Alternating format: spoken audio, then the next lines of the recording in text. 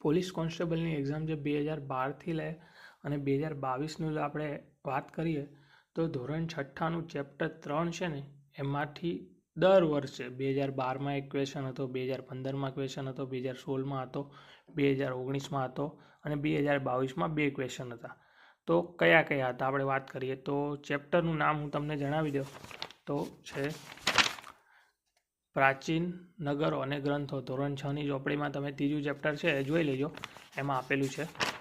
એમાં છે ને સૌ પ્રથમ તો 2012માં ક્વેશ્ચન પૂછાણો કે સિંધુ ખીણની અવશેષો મળી આવ્યા છે તે સ્થળ મોહેંજો-દડો ક્યાં આવેલું છે? તો પાકિસ્તાનમાં આવેલું છે. સિંધુ ખીણની સંસ્કૃતિ એક વિશાળ નગર ધોળાવીરા ગુજરાતમાં ક્યાં આવેલું છે? તો કચ્છમાં. 2015માં પૂછાણો કોન્સ્ટેબલમાં જ તે. ધોળાવીરા ગુજરાતમાં કયા જિલ્લામાં આવેલું છે? તો એનો એક ક્વેશ્ચન રિપીટ થયો 2016માં કોન્સ્ટેબલની એક્ઝામમાં જ. કયો વેદ સૌથી જૂનો મનાય છે? તો ઋગ્વેદ. 2019માં કોન્સ્ટેબલની એક્ઝામમાં પૂછાણો. પછી સિંધુ ખીણની સંસ્કૃતિ વિશે નીચેના વિધાનો ધ્યાને લો. તો આમાં છે ને લોથલ સિંધુ ખીણની સંસ્કૃતિનું બંદર હતું, તો સાચી વાત છે.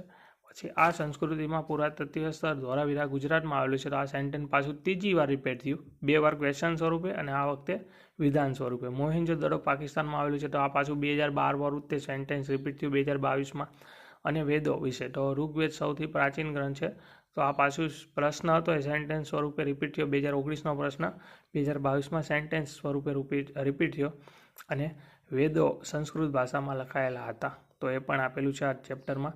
તો તમે 6ઠા ધોરણનું ખાલી ત્રીજું ચેપ્ટર છે એમાં જુઓ તો 2012માં, 2015માં, 2019માં અને 2022માં, 2016માં પણ ટોટલ 2012થી લઈ અને 2022માં જેટલી કોન્સ્ટેબલની એક્ઝામ લેવાની એ બધી એક્ઝામમાં ધોરણ 6ના ચેપ્ટર 3માંથી ક્વેશ્ચન હતા અને હતા જ તે. 2025માં મે બી નહોતો કે હતો, હું શ્યોર નથી, પણ 2022 સુધી તો હતા જ તે. તો એટલું તમે તમારી જાતે એનાલિસિસ કરજો. 200 ક્વેશ્ચન છે અને તમારી પાસે એક ચેપ્ટર છે.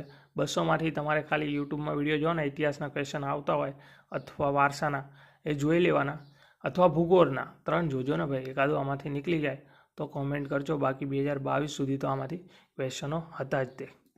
અને કાંઈ એટલું બધું છે ને, મોસ્ટ આઈએમપી લખી શકો છો તમે. અને આખું ચેપ્ટર વાંચો તો ક્યાંથી 1 માર્ક એક ચેપ્ટર જો અપાવી દે, કાં તો નહીં આવે, કાં તો 1 માર્ક આવશે, કાં 2 માર્ક પણ આવી શકે. તો જોજો તમે, આ ચેપ્ટર બહુ ઇમ્પોર્ટન્ટ છે. આવી રીતે તો આખા GCRTના ખાલી 6ઠ્ઠા ધોરણમાંથી બધા ક્વેશ્ચનો મારી પાસે પડ્યા છે. કયા ચેપ્ટરમાંથી કયા ક્વેશ્ચન છે ને બધાનું એનાલિસિસ આપણી પાસે છે.